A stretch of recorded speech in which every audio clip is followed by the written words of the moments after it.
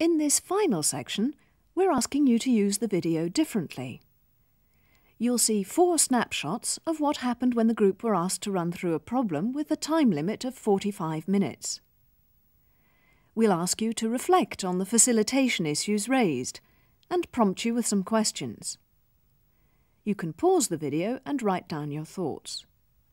Here's how the exercise was explained. You're going to work through whatever techniques seem to you to be appropriate to open that problem up, look at it, then go for closure and taking something forward, okay? And we're not going to be prescriptive about what you use, but just you've got the time frame of 3/4 of an hour to do that in before you bring you all back together again to finish. And I think in terms of our role, this time it's more a case of you calling on us when you want us, or if you want us. The problem is, how can we improve the retention of nurses within a private sector hospital? The first thing the group did was decide how it wanted to allocate the time. Their plan was to spend 15 minutes on problem definition, 15 on idea generation, and 10 on clarification. The first 15 minutes evolved into a series of questions and answers, as Eric explained more about the problem of retaining nursing staff. Well, I've got another question, is why do you want to retain them? Why do we want to retain them? Yeah. Because you develop a number of skills in nurses, they become experienced people, they have experiences which you need, and therefore if they move on you need to get someone else who can possibly be newer and do not have those skills, so it's about training them all So it's over again. experience you want to retain? Yes, partly. But why can't you train them? Why are the people that you recruit as opposed to retain, why haven't they got the skills that you need, and why, what could you do to train them quicker? Yeah, so they could get... Or to recruit more experienced staff? More experienced staff generally are more mature, and there is an issue around benefits there. You are in the NHS has the best pension scheme. What would make them stay then? What would make them stay, or stay for longer? Yeah. If you have a comparable benefit scheme to the NHS, if you pay better than the NHS, there is a potential, but that is shorter term in terms of keeping them than this one. I mean, these are so sort of obvious. Are you saying you've rejected them, the idea of paying them more and offering better benefits, and you want to look for other sorts of solutions? Other solutions, really, because our pay is at least 25% above the NHS level at the moment. Oh, you're already paying them more than Yeah, NHS? Oh, we're already paying them 25%. How good is your pension scheme? Not quite as good as the NHS. Not quite as good. So you could convert your pay difference and put it in the pension? That's a solution though, but... Yeah. It's your 15 minutes. First of all, have you picked up ideas from everyone in the group? Okay. Lael, have you got a question? Yeah, you've been working in a fairly structured way so far. Someone's standing at the front writing things down and you're throwing questions in. Some of you are raising your hands, some of you are chipping in. Are there other ways that you could be working other than firing questions into the middle? Could go round. And have you diverged far enough? You've got a suggestion there about going round. We'll now duck out, having just stirred the pond a little bit. Okay, it's back to you. Can I ask something quite like an action flip chart?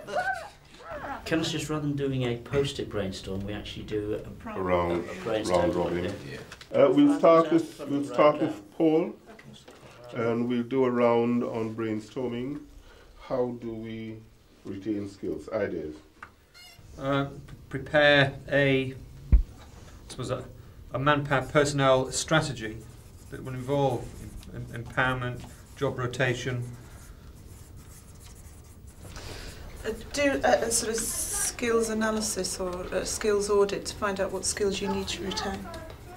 Or which ones are sifting out of the organisation on a regular basis? We've actually seen again. Yeah. You need an octopus.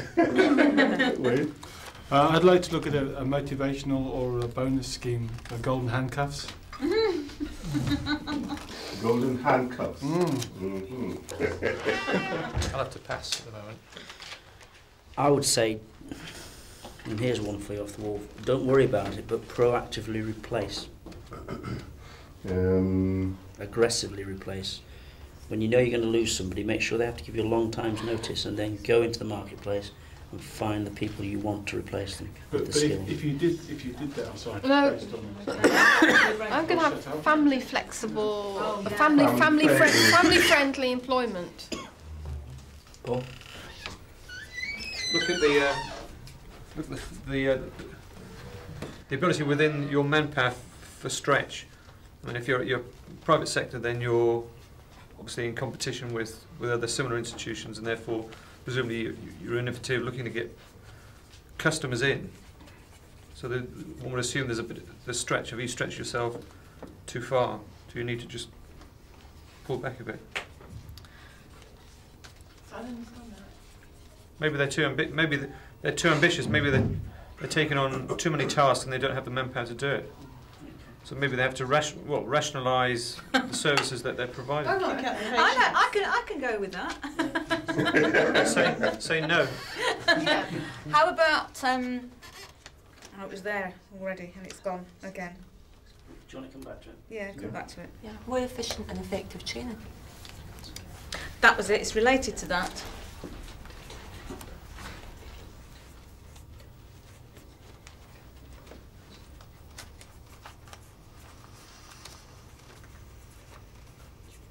Buy into supporting secondments, so that these people that have the skills and have to go and do the training then come back in and somebody else goes.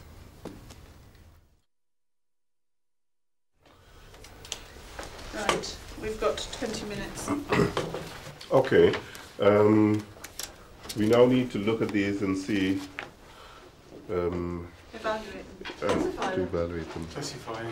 Classify. Classification under what scheme? Shall we do it on the other board? Yeah.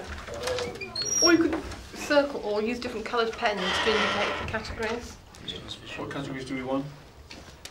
These some different colours. Do you want me to do that on the other board, Eric, while you leave those ones up? Okay. Manpower strategy. And we have something here about.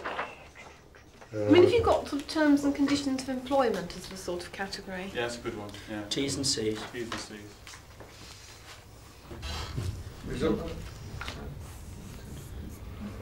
Resources and skills. Future. Establishment and this future establishment. Structure. Resources and skills, are they the same Structure. thing or are they separate things? Do you want those under the same heading? Yeah. In this Yes. case, the Yeah. skill is the resource. Yeah. Establishment.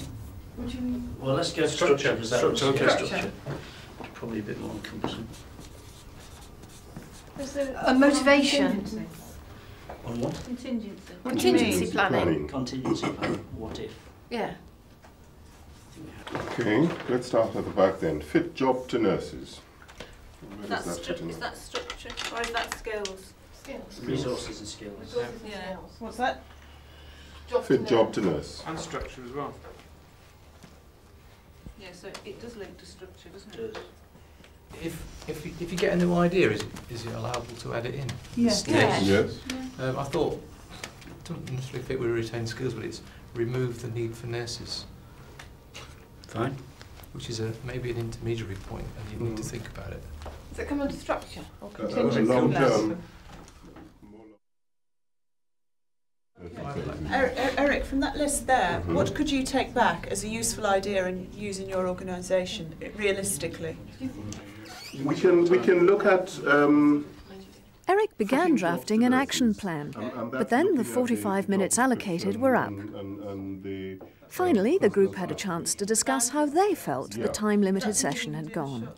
It was rushed. It is a big problem that certainly needs more time than a quick run through. Yep. But I think we were trying to look at the process rather than the product.